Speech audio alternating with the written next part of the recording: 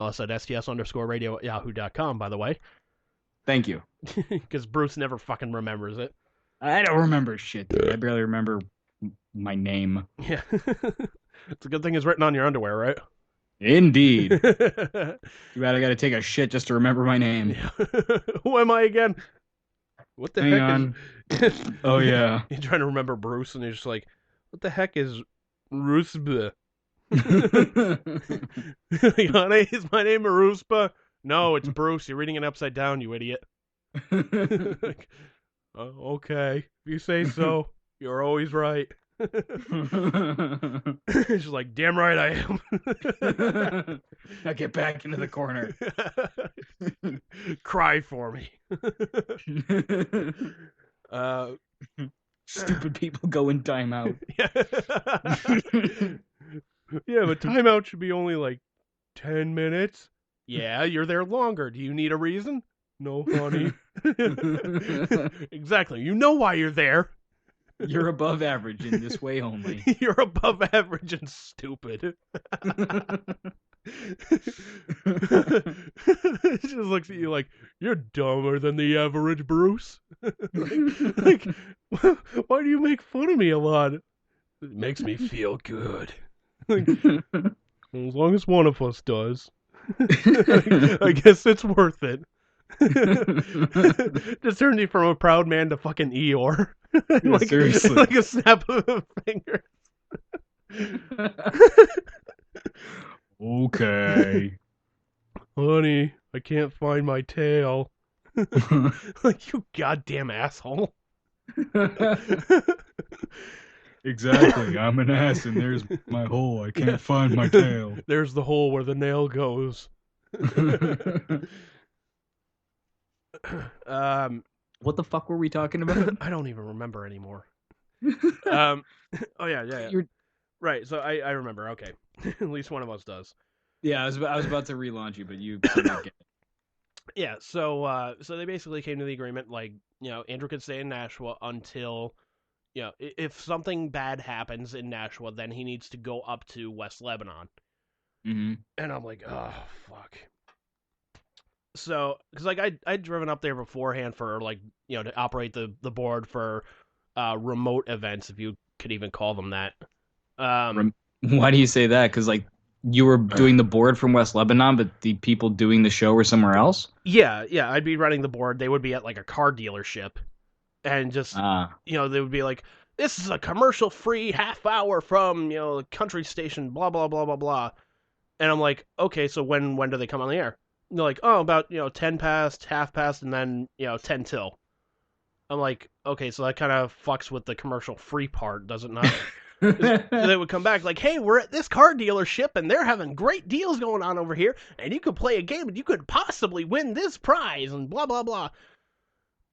And, what the general manager, or not the general manager, but the program director told me, he's like, try and keep them to about 2 to 2.5 minutes. I was like, the hosts? Right. Yeah, for that spot. I was like, all right, no problem, man. So, essentially, the show hosts that I was working for, Jason Paul, they would go for 5 to 7 minutes sometimes. Oh, damn. I was just like, what am I going to do? I can't fucking cut them off. Because if I do... You slip them a note or something and be like, yeah, guys, shut the fuck up? I was like, yeah, guys, the program director told me to keep it like 2 to 2.5 minutes. He's like, so?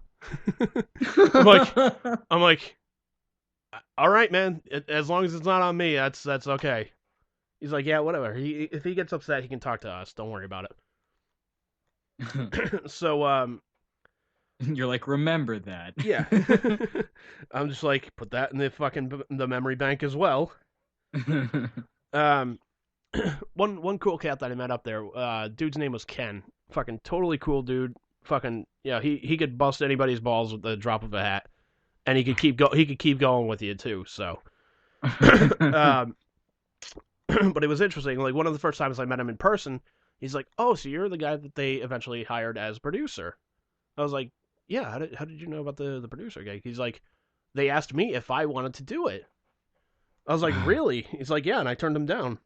I was like, why did you turn him down? He's like, Well, at the time, I was working a government job, had a salary and, the benefits and everything. And they wanted to bring me on to be the producer for $12 an hour. I said, fuck no. I'm like, why can't I be as smart as you? So go work for the government, get fucking benefits, get a nice salary. And he's like, so eventually they hired him as a head of production, I think, for the country station. Huh. So basically the same thing. Not really. Like, he'd be in charge of like making sure like commercials got made. He would read off commercials. He would put them into the system. He had his own show. Oh, that's cool. Yeah, cool dude. I think he still works afternoons up there, which is like, I think it's like 12, not 12 to 4, but go on, what's it, WXLF or whatever it is. Or don't, whatever. It's the Wolf up in New Hampshire. Check out their scheduling. Check out Ken. He's a cool motherfucker. So I was like, fucking really, man? Like, they were gonna hire him as the producer before me. That's why, like, if you remember back in like February or March. Yeah, they were like not so sure. They were not so sure. They were just like, all right, we still have some other people to interview and whatnot, and then they were going in a different direction. They eventually hired somebody else before me. Huh. So, and it didn't work out with that person either. They left? That person left, yeah. Apparently. Oh, no shit. How did you find out about that? Did this fucking Wolf guy tell you? No. The show host Paul told me about it. He's like, yeah, we hired this guy. Thought he was going to be a good fit for the show and whatnot. And they was like, yeah, he turned out to be an absolute fucking drama queen, and just couldn't take fucking working with us. I was like, okay. I was like, so like, well, I'm not a drama queen, so this will work out just fine. Yeah, and keep that in mind as well. So general manager basically says, okay, you like sends an email saying, okay, starting Monday, you're up in fucking West Lebanon. And I'm like, all right. And when was this? Like March? No. This was, let's see. This is November, I believe. Oh, November. Yeah, this is November, I think. Yeah. Yeah. Of 2014. Of 2014. Yeah, this is like early. This is like early November. Yeah. So so basically, I'm driving up there. I'm going normal speeds and whatnot. There's no snow on the ground or anything like that, and I hit a patch of black ice. Oh, I remember this shit. Yeah, you remember me telling you about this, man. I do. Yeah. So my car spins around about fucking 8 times. I miss the fucking the roadside barrier by about inches. Mm-hmm. And then when my car completely stops, I'm just absolutely in shock, and like my heart's going 1,000 miles an hour. I miss these 2 cars that look like they'd just been tooled on with sledgehammers. Huh. Yeah, like just totally like they're gone. Like there's no recovering these cars. I missed them. I missed them by about 5 feet. Ooh. I'm just like, holy fuck. Guy comes over, taps on the window. He's like, hey man, are you all right? Saw you spin out back there. I was like, yeah, I'm okay. You guys okay? He's like, yeah, we're okay. Everybody's okay over here. Cars are fucked up, but we're okay. So I text Paul. I'm like, hey, I'm probably gonna be about 5 minutes late. I just spun out. And he goes, are you okay? I said, yeah, a little shaken up, but you know what? I'm on the side of the road right now. Everything's okay. Mm-hmm. He goes, not a problem. You know what? Get to the station when you can. If you need a few minutes to kind of collect yourself, do it. I was like, all right, man. All right. And then I look at the clock and I'm like, fuck, I'm going to be late for the fucking morning show. I can't fucking stick around here. So I got back on the road and I, started going a little bit slower. Mm-hmm. And I think I made it there before, like 5 minutes before the start of the show. Ooh. So, they record their morning banter and whatnot. And then I can instantly upload it into the system. It takes like 2 minutes. So, yeah, I'm fucking furious as fucking hell. I'm just like, look, is there any chance I can just, like, look, dude, I spun out. I almost fucking died here. I was like, is there any chance I can just, like, go back to fucking Nashville? Because, like, there's no need for me to be up here. Like, the only reason I'm up here was because the computer down there got a fucking computer virus. And even if I was up here, I even asked him, I said, look, even if I was up in West Lebanon, was there anything I could have done? Like, could I have recorded them and put them into the system? He's like, well, no, but... And I said, well, why the fuck am I up here? What did he say? the IT guy is just like, well, we still need somebody up there. I'm just like, then fucking hire somebody to be up there. If I can do the job down here, and I'm working with these guys and I'm working closely with them, I'm okay here. I don't need to be up here. Then why the fuck am I up here? Right, like what can I do up here exactly? Exactly. Like what difference would it make if I were down there or up here? You even said there's a computer virus. There's nothing I could have done. Okay. And what happened to the slim to none? Yeah, I was like, there was slim to none chances I was going to be up here, motherfucker. I took the fucking gamble and I lost. I essentially fucking shit my career pants. Gambled and lost, motherfucker. So, so the Tracy and Paul guys they're coming back over, and like they could tell I'm kind of upset. So Paul like says, "Hey, friend me on Facebook. That way we can message each other if you want to talk privately." I said, "All right, fine." So I followed him on Facebook and whatnot, and we start talking. And I actually might still have it. Uh-oh. I might still have the conversation. I don't know if I want to bring it in, but basically he's like, is everything okay? I was like, dude, I think this is like the second day, and like after I had emailed the program director saying, look, this is what happened this morning. Is there any way I can go back to Nashua? And he basically said, well, in the interview you said you could drive up to West Lebanon and be okay. I'm just like, ugh. I was like, all right. I did, but I didn't mean it. I was like, yeah, I kind of did, but I was also told my chances of going up there were slim to fucking none. But he's like, well, you so said really everybody in that whole situation was kind of lying. Pretty much. Pretty much. I even copped to it. Like, all right. I was like, all right. For my defense, though, I was at least like, you know what? That's okay. This is only till December, and then I'll be getting full time. I can put up with this. I'll be all right.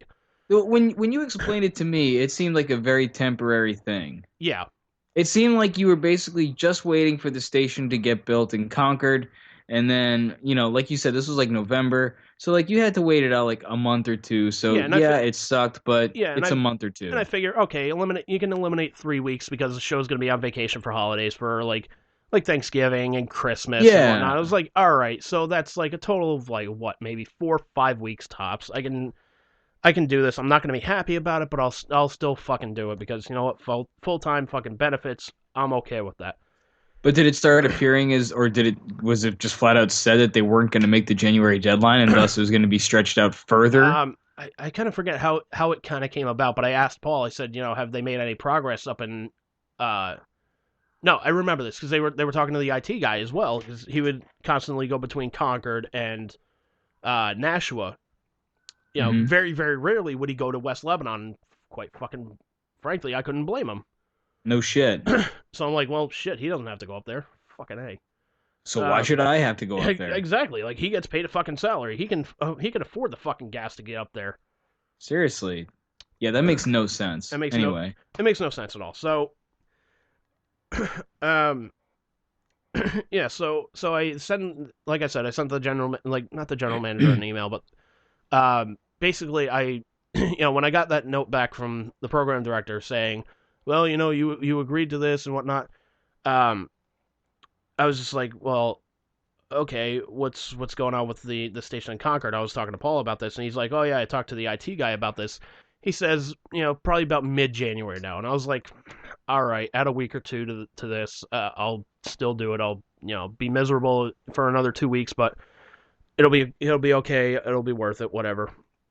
Mm-hmm. And then eventually I find out, oh yeah, they're not moving it up there until about maybe the end of February. I'm just like, this is a bunch of fucking bullshit, man. This has got to fucking stop here.